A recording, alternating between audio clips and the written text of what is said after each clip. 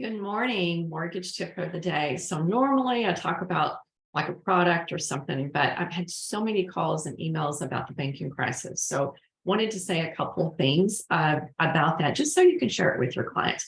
So bottom line, when rates were so low a year and a half ago, right? Remember when the Fed started selling back mortgage-backed securities, you could buy them really low.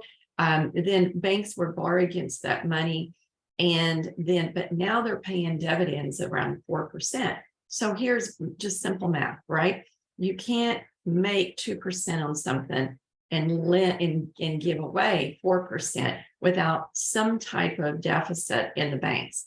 And so depending on how the banks diversified what they were investing in with your money, then will depend on whether or not that is a cause for concern of having those funds. So then it becomes a run on the bank if people smell something or whiff something that it's not correct. And then so that's where we're running into the difficulties with the three banks so far that are having the crisis. Last time we've had this situation was 2008.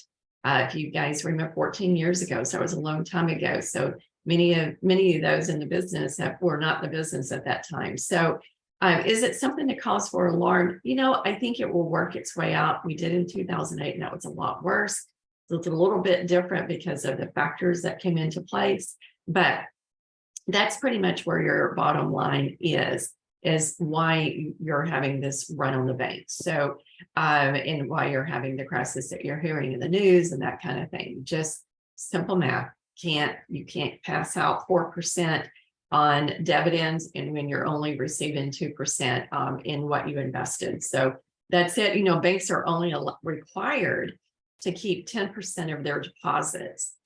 So if they, it just or simple math, if they had $1,000 in deposits, obviously they wouldn't be in business if they had that, but they're only required to keep 100 of it is actually reserved. So that's where the Feds jump in and say, hey, what can we do to help to just calm the fears of everyone? So anyway, just wanted to give you of that. What is that going to do with the Fed meeting next week?